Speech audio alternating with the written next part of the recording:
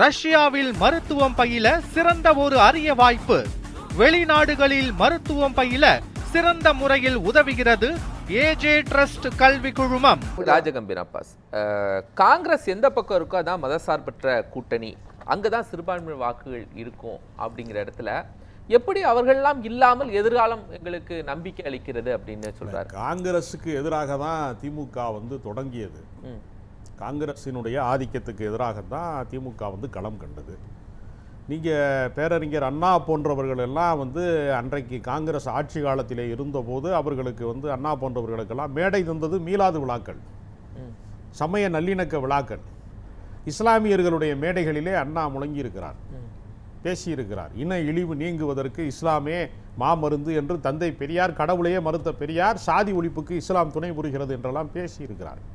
அதனால் திராவிட இயக்கத்துக்கும் சிறுபான்மை மக்களுக்குமான உறவு என்பது காங்கிரஸ் சம்பந்தப்பட்டது அல்ல, அது வரலாற்று ரீதியான பிழை. அது ஒரு தேர்தல் கூட்டணியில் அந்த கணக்கில் வேணால் நீங்கள் அப்படி பேசிக்கலாமே தவிர, நீங்கள் தொடக்கத்திலேருந்து பார்த்தீங்கன்னா காங்கிரஸை எதிர்த்து தான் திமுக களம் கண்டிருக்கிறது. ஒரு தோல்வி அடைந்திருக்கிறார்கள் அப்படிங்கிறது உண்மை. ஒரு 40 வயதுக்கு கீழானவர்கள், முதல் தலைமுறை வாக்காளர்கள், அவங்க அரசியலற்றவர்களாக ஒரு தலைமுறை உருவாகி இருக்கிறது. அவங்க ஒரு பழைய பேட்டனை தகர்த்திருக்கிறார்கள், அதை நான் ஒத்துக்கிறேன். வழக்கமான அரசியலுக்கு என்ன விதமான பாணியை பின்பற்றுகிறார்களோ, பொதுக்கூட்டங்கள், பேரணிகள், ஆர்ப்பாட்டங்கள், இதெல்லாம் இந்த வடிவங்களிலே இருந்து மாறுபட்டு சோசியல் மீடியா ட்ரெண்டிங் தான் அரசியலை தீர்மானிக்கிறது அப்படின்னு ஒரு களம் மாறி இருக்கிறது என்பது உண்மைதான்.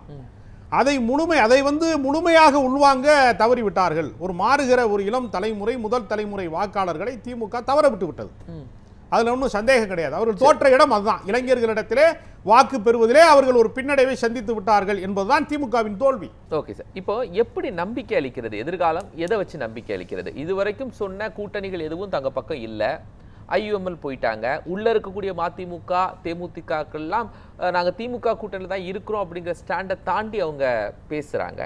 எப்படி நம்பிக்கை, எதை வச்சு சொல்றாரு நம்பிக்கை அளிக்கிறது?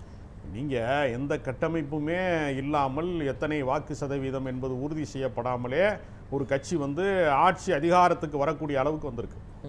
இப்போ நீங்கள் திமுகவுனா ஒரு கட்டமைப்பு இருக்கக்கூடிய அரசியல் கட்சி, மக்களை சந்திப்பதற்கு அவர்களுக்கு தெரியும். இந்த முதல் கட்டமாக இவர்கள் ஆட்சி அதிகாரத்துக்கு வந்திருக்கிறார்கள். இவர்களால் எப்படி நிர்வாகம் செய்ய முடிகிறது? மத்திய அரசாங்கம் தரக்கூடிய மாநில உரிமைக்கு எதிரான அழுத்தங்களிலே இருந்து அவர்கள் எப்படி தப்பிக்க போகிறார்கள்? எப்படி போராட போகிறார்கள்? தமிழ்நாட்டினுடைய உரிமைகளை எப்படி பெற்றுத்தரப்போகிறார்கள்? தமிழ்தாய் வாழ்த்தை 3வது இடத்துக்கு தள்ளியதை எப்படி முதன்மை இடத்துக்கு கொண்டு வரப்போகிறார்கள்? திருவள்ளுவருக்கு காவி வண்ணம் பூசினால் அதை எப்படி அவரை மதச்சார்பற்றவராக மீண்டும் மக்கள் மன்றத்திலே நிலைநிறுத்தப் போகிறார்கள் என்று வரிசையாக அவர்களுக்கு பிரச்சனை இருக்கிறது.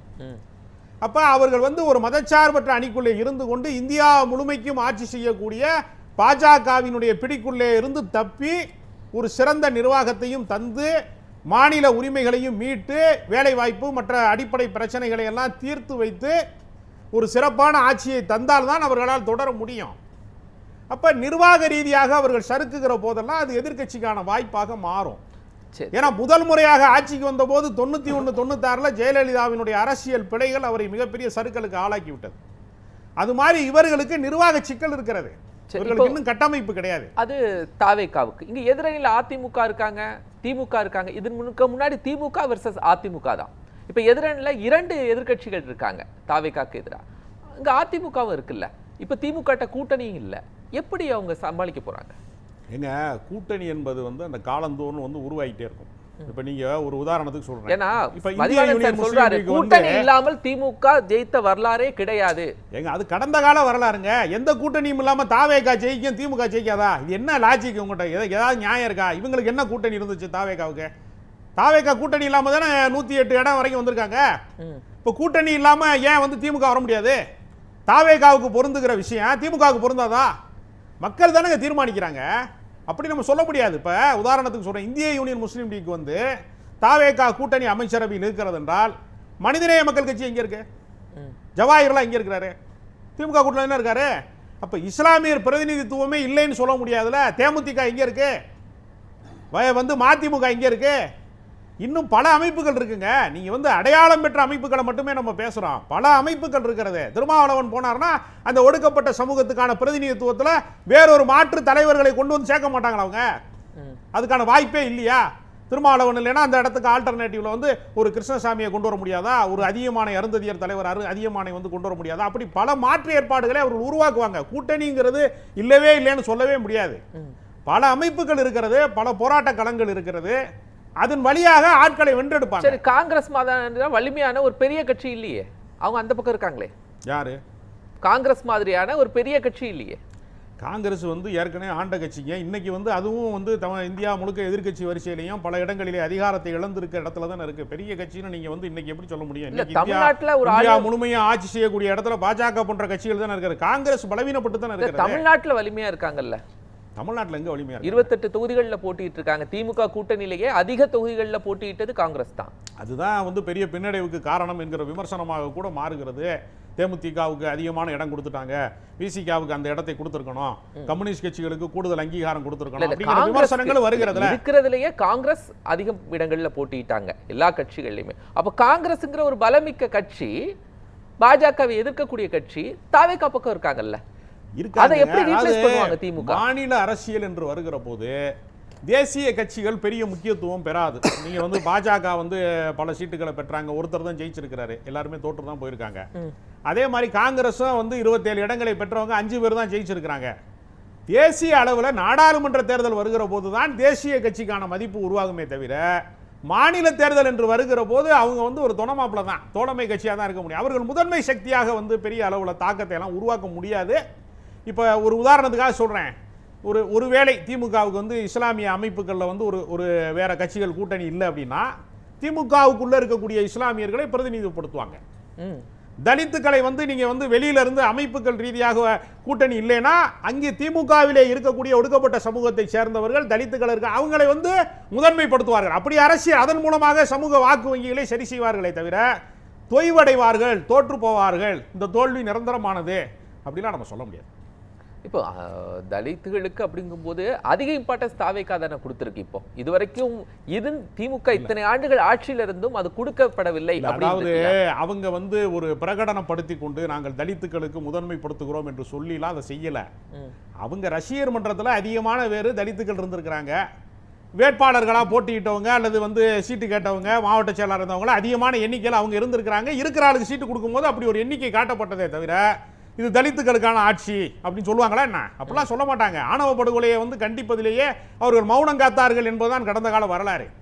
நீங்க ஆட்களை அடையாளப்படுத்துவதனால மட்டுமே அந்த கொள்கை தான் அவர்களுடைய கொள்கை நம்ம சொல்லவே முடியாது. ஒரு பட்டியலின பெண்ணை வந்து குடியரசுத் தலைவராக ஆக்குவதன் மூலமாகவே எல்லா பட்டியலின சமூகத்திற்கும் அல்லது பழங்குடியின சமூகத்திற்குமான எல்லா விடுதலையும் கிடைக்கும் சொல்ல முடியாது. இப்போ அப்துல் கலாம் ஜனாதிபதி ஆயிட்டாருங்கிறதுனாலேயே எல்லா இஸ்லாமியர்களும் வந்து உயர்ந்து விட்டார்கள் என்று எப்படி ஒப்புக்கொள்ள முடியாது? அது மாதிரி இது ஒரு அடையாள அரசியல். ஒரு ஆளை காட்டுவாங்க, அது காட்டுவதன் மூலமாக எதுவுமே நடக்க போறது இல்லை. தனிநபர்களை காட்டுவதன் மூலமாக ஒருத்தர் உயர் பதவி பெறுகிறார் என்பதனால அந்த சமூகம் ஈடேற்றம் பெற்றுவிடும் நம்ம சொல்லவே முடியாது. அதற்கு நிறைய செயல் திட்டம் வேணுமே தவிர இதெல்லாம் ஷோ காட்டுற வேலை. இப்போ திமுக இதுல இருந்து மீண்டு வர்றதுக்கு எவ்வளவு வருஷம் ஆகும்னு நினைக்கிறீங்க? இந்த தோல்விகள்ல இருந்து என்னங்க, எல்லாத்துக்குமே அடுத்த தேர்தல் தாங்க கணக்கு. மீண்டு வருஷத்துக்கு எவ்வளவு வருஷம் ஆகுனா என்ன ஒரு நூற்றாண்டு ஆகும்னு சொல்ல போறியா? அப்படி கிடையாது. எல்லாம் 5 ஆண்டுக்கு ஒரு தேர்தல். அடுத்த தேர்தல் வருகிற போது நீங்க உள்ளாட்சி தேர்தல் இருக்கிறது, அடுத்த நாடாளுமன்ற தேர்தல் இருக்கு, வரிசையா தேர்தல் இருக்குல்ல. உள்ளாட்சி மன்ற தேர்தல்கள்லாம் நடத்தப்படாம இருக்கு. அப்ப அந்த தேர்தல் வருகிற போது அவங்க ஒன்றும் இல்லை, இடைத்தேர்தல் வருகிற போதே தெரியுமே தாக்கம் என்னவாக இருக்கிறது, எத்தனை % பெறாங்க, யார் வெற்றி பெறாங்க, யார் முன்னுக்கு வருகிறார்கள், முன்னணிக்கு வர்றாங்க, அதெல்லாம் தெரியும் இல்லையா? அடுத்தடுத்து தேர்தல் வரிசையா காத்திருக்கு. இடைத்தேர்தல் இருக்கு, உள்ளாட்சி தேர்தல் இருக்கிறது, நாடாளுமன்ற தேர்தல் இருக்கிறது. அதுல அவங்களுடைய லெவல் என்னங்கிறது தெரிஞ்சு போயிடும் ஆட்டோமேட்டிக்கா. அப்ப இடைத்தேர்தல்கள்ல திமுகவால ஒரு சாதிக்க முடியல அப்படின்னா எப்படி அதை கால்குலேட் பண்ணலாம்? அப்படி இல்லை, அவங்களோட % என்னவா இருக்கு, என்ன மாதிரி எதிர்கொள்றாங்க. ஏன்னா எப்பொழுதுமே இடைத்தேர்தல் என்பது ஆளுங்கட்சிக்கானது அப்படிங்கிறது ஒரு எழுதப்படாத விதியாக இருக்கிறது. ஆனால் அதை தாண்டி அவங்க களத்துல என்ன தாக்கத்தை ஏற்படுத்துறாங்கன்னு ஒரு கேள்வி இருக்கு இல்லையா? அந்த தாக்கத்தின் வழியாகவே அந்த கட்சி உயிர்ப்போடு இருக்கிறதா, போராட்ட களத்தில் இருக்கிறதா, முன்னிலையில் இருக்கிறதா, எந்த வகையில் வந்து அது வந்து அடுத்த கட்டத்தை நோக்கி செல்கிறது என்பது அப்பட்டமா தெரிய வரும். இப்போ தாவேக்காக்கு ஆப்போசிட்ல 2 கட்சி இருக்குல்ல சார். முன்னாடி திமுக, அதிமுக. இப்போ 2 பேர் இருக்காங்கல்ல, அந்த 2 பேர்கிட்ட அதிமுக முந்தலாம்ல அந்த காம்படிஷன்ல. இல்ல, அதிமுக ஓவர்டேக் பண்ணி திமுக எப்படி மேல வந்துட போகுது? இல்லைங்க, அதிமுக இருக்கிற நிலைமை என்னன்னு உங்களுக்கு நல்லா தெரியும். ஒரு அணியாக பிரிந்தார்கள், மீண்டும் வந்து சேர்ந்தார்கள். ஏற்கனவே அதில் இருந்த முன்னணி தலைவர்கள் எல்லாம் வேறு வேறு கட்சியில் போய் சேர்ந்துருக்காங்க. செங்கோட்டையன் போய் தாவேக்கால சேர்ந்துட்டாரு, ஓபிஎஸ் திமுகவில் சேர்ந்துட்டாருன்னு வரிசையாக தலைவர்கள் பூராமே தனித்தனியாக பிரிந்து சென்று விட்டார்கள் தெரியும். அதனால பலவீனப்பட்டு இருக்கக்கூடிய அதிமுக தலைவர்களின் கட்சி இல்ல, தொண்டர்களின் கட்சி இல்ல அப்படின்னா ஆளுங்கட்சியா வந்திருக்கணும்ல. நீங்க சொல்றது உண்மையா இருந்திருந்தா இந்த முறை அவங்க ஆளுங்கட்சியா வந்திருக்கணும்ல. தொண்டர்கள் அதிகமா இருக்கிற கட்சினா அவங்க தானே ஆளுங்கட்சியா வரணும். அப்புறம் ஏன் தாவேக்கா வருது? திமுக வேணான்னு மக்கள் முடிவு எடுத்திருக்காங்க. அந்த ஆப்ஷனுக்கு அதிமுகவுக்கு தானே எல்லாரும் ஓட்டு போட்டிருக்கணும். அதிமுகவை கைவிட்டுட்டு தாவேக்காவுக்கு ஓட்டு போட்டிருக்காங்கன்னா அப்புறம் தொண்டர்கள் கட்சி என்னாச்சு? அது கட்சி வலிமை இழந்து விட்டது என்பதுதான் உண்மை. அவங்களுக்கு வந்து ரிப்பேர் பண்றதுக்கே டைம் சரியா போச்சு. வச்சிருக்காங்கல்ல சார், அந்த ஓட் பேங்க் வச்சு திமுக எப்படி தங்களுடைய ஓட் பேங்கை மெயின்டைன் பண்ணிருக்காங்களோ அதே மாதிரி அதிமுக தங்களுடைய ஓட் பேங்கை மெயின்டைன் பண்ணிருக்காங்கல்ல. அப்படின்னு நம்ம சொல்ல முடியாது. என்ன எவ்வளவு டிஃபரன்ஸ் இருக்கு? நீங்க எப்பொழுதுமே அதிமுகவில் ஜெயித்தவர்கள் பூரா நீங்க பாத்தீங்கன்னா அந்தந்த பகுதியில் ஏற்கனவே மாவட்ட செயலாளராக இருந்தவங்க, மந்திரியா இருந்தவங்க, சட்டமன்ற உறுப்பினராக இருந்தவங்க, கடந்த காலத்துல தொகுதியில வந்து மக்களுக்கு அவங்களுக்குமான நல்லுறவை பேணியவர்கள் அவங்க எல்லாம் ஜெயிச்சிருக்காங்க. கட்சி வந்து ஏகபோகமாக ஜெயிச்சிருக்கான்னு கேள்வி இருக்குல்ல. பல இடங்களில் டெபாசிட் திமுக எப்படி தங்களுடைய ஓட் பேங்கை மெயின்டைன் பண்ணிருக்காங்களோ அதே மாதிரி அதிமுக தங்களுடைய ஓட் பேங்கை மெயின்டைன் பண்றாங்கல்ல. அவங்க ஒண்ணு அதுல இருந்து இறங்கலையே. ஒப்பிடவே முடியாது. எப்படி? திமுகவுக்கு வந்து அது வந்து நிறைய, அதாவது அதற்கென்று ஒரு நீண்ட அரசியல் கொள்கை. பெர்சன்டேஜ் வைஸ் சொல்றேன், ஓட் நம்பர் வைஸ் சொல்றேன். ரெண்டுமே திமுக அதிமுக ஒரே மாதிரி தானே மெயின்டைன் பண்றாங்க. பெரிய மாற்றம் இல்லையே. அப்படிலாம் கிடையாது. திமுக வந்து ஒவ்வொரு பிரச்சனைகளிலும், நீட் பிரச்சனையில வந்து திமுக போராடிய கொள்கையில சொல்லல சார், ஓட் பேங்க்ல சொல்றேன். 2026 உயிர் போட வச்சுக்கிற முடியும். ஒரு கட்சி வந்து எப்படி உயிர் போட வச்சுக்கிற முடியும்? அந்த தொண்டர்களை எப்படி வந்து தன்வயப்படுத்திக் கொள்ள முடியும்? அந்த கட்சி இயங்குகிற முறையில தானே. அந்த கட்சி இயங்கவே இல்லையே. அதிமுக ஓட் பேங்க் குறையலையே சார். ஓட் பேங்க் குறையலையே. ஓட் பேங்க் குறையலாம் ரைட்டுங்க, உயரவும் இல்லைல. ஓட் பேங்க் குறையாம இருக்கிறத வச்சு என்ன பண்ண புரியும்? திமுகவுக்கும் ஓட் பேங்க் உயரலையே. உங்க ஒரு முறை தோற்றுருக்காங்க. தோற்றதுக்கு பின்னாடி நீங்க அது வந்து ஒரு தோல்வி நிலையில இருக்கு. அவங்க 10 வருஷமா தோல்வி நிலையில இருக்காங்க. இவங்க இப்பதானே தோத்துருக்காங்க. இதற்கு முன்பு எல்லா தேர்தலையுமே ஸ்டாலின் வெற்றி பெற்றிருக்காரா இல்லையா? இதுக்கு முன்னாடி நடந்த நாடாளுமன்ற தேர்தலில் 40க்கு 40 வெற்றி பெற்றிருக்காங்கல்ல. 39+1 ஜெயிச்சிருக்காங்கல்ல. அவர் தோல்வி. இவர் அப்படி இல்லையே. 10 தோல்வி பழனிசாமின்னு 11 தோல்விக்கு வந்துட்டாரு. ஆனா தொடர்ந்து முதல் தோல்வி. தொடர்ந்து சட்டமன்ற உறுப்பினரா இருக்கிறாரு. அவர் தோக்கலையே. இப்போ திமுக இத்தனை பெர்சன்டேஜ் அப்படிங்கறத தாண்டி இப்போ திமுக இத்தனை பெர்சன்டேஜ் தாண்டி எதிர்க்கட்சி தலைவர் ஆனாரா? திமுக உடைய தலைவர் எதிர்க்கட்சி தலைவர் ஆகல. திமுகவுடைய பொதுச் செயலாளர் போஸ்டிங்க்கு வர முடியல. அப்படிங்கிறது திமுகவுக்கு ஒரு பெரிய ஆபத்தான விஷயம் தானே. ஆனா அதிமுகல பொதுச் செயலாளர் வந்துட்டாரு. வந்து என்ன எதிர்க்கட்சி தலைவர் ஆயிட்டாரா? அப்ப எதிர்க்கட்சி தலைவர் ஆகலையா? யாரு? இப்ப எடப்பாடி பழனிசாமி திமுக நம்பர்ஸ்ல வந்திருக்காங்க சார். ஆனா இவர் ஜெயிச்சிருக்காருல்ல. ஸ்டாலினால ஜெயிக்க முடியலையே. ஒரு முன்னாள் முதலமைச்சரால ஜெயிக்க கூட முடியலையே. அதனால என்ன, ஏற்கனவே அப்படி நிறைய நடந்திருக்குல்ல நம்ம மாநிலத்துல. ஏற்கனவே காமராஜர் தோற்றிருக்கிறாரு, பர்கூர்ல ஜெயலலிதா தோற்றிருக்காங்க, பேரறிஞர் அண்ணா தோற்றிருக்காங்க. தோற்று போனதுனாலேயே ஒரு தலைவர் வந்து வரலாற்றில் இல்லாமல் போய். ஜெயலலிதா தோக்கும் போது எவ்வளவு பெரிய குற்றச்சாட்டுகள் வந்துச்சு. சரி, அதே மாதிரி ஸ்டாலின் மேல இருந்துச்சா? அப்ப காமராஜர் மேல குற்றச்சாட்டு இருந்துச்சு அந்த காலத்துல. அவர் தீராத பணிகளோட தான் தோத்தார். அப்படி கிடையாதுல்ல. இன்னொரு எழுச்சிமிக்க ஒரு இயக்கமாக அன்றைக்கு திமுக வந்த போது தோற்றாங்கல்ல. அது மாதிரி இன்னைக்கு ஒரு புதிய இயக்கம் எழுச்சி தோற்றுறாரு. காமராஜர் தோல்விக்கு அந்த கட்சி இரண்டாக பிளவுபட்டு இருந்துச்சு. சரி, இருந்துச்சா? அன்னைக்கு இந்திரா காங்கிரஸ்னு ஒரு கட்சி இருந்துச்சு இல்ல, அதுக்கும் இன்னைக்கு திமுக பிளவுபட்டா இருக்குது. இல்லங்க, திமுக பிளவுபடல.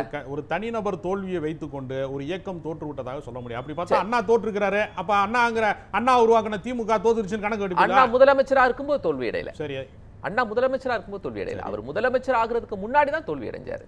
அதனால என்னன்னு கேக்குறேன், முதலமைச்சரா இருக்கும்போது தோத்தானா இல்லாம இருக்கும்போது தோத்தானா? தோல்வி அடைஞ்சது உண்மைதானே? இது ஒரு ஆபத்தான விஷயம் இல்லையா? அதெல்லாம் ஆபத்தான. ஒரு தனிநபரை முதன்மைப்படுத்தி நடத்துகிற இயக்கங்களுக்கு தாங்க அது தோல்வியே. சரி, அதை தாண்டி அந்த இயக்கத்துக்கு என்று நிறைய பணிகள் இருக்கிறது, சமூக நோக்கம் இருக்கிறது, அரசியல் பயணம் இருக்கிறது. அதனால அது தனிநபர் இயக்கம் கிடையாது. அது முந்தைய சாதனையால் அப்படிங்கிறது சரியான வார்த்தை. ஏன்னா திமுக செய்திருக்கிற சாதனைகளை அதை தாண்டி தாவேக அரசு சாதனை செய்தால்தான் அவங்க பேச முடியும். அதனால இந்த கவர்ச்சி அலை, இந்த சோசியல் மீடியா அலை, இதையெல்லாம் கடந்து அவர்கள் செயல்பாட்டிலே திமுக அரசே அல்லது அதற்கு முந்தைய அதிமுக அரசினுடைய சாதனைகளை கடக்க வேண்டிய சவால் இருக்கிறது. அவர்கள் 100 மீட்டர் ஓடி இருந்தால் நீங்கள் 200 மீட்டர் ஓடியாக வேண்டிய கட்டாயம் இருக்கு. அந்த வகையில் வந்து திமுக ஆட்சியினுடைய கடந்த கால நலத்திட்டங்களின் வழியாக சமாளிப்பார்கள். அதை தாண்டி விஜயால் வர முடியுமா என்கிற சந்தேகம் எனக்கு இருக்கிறது.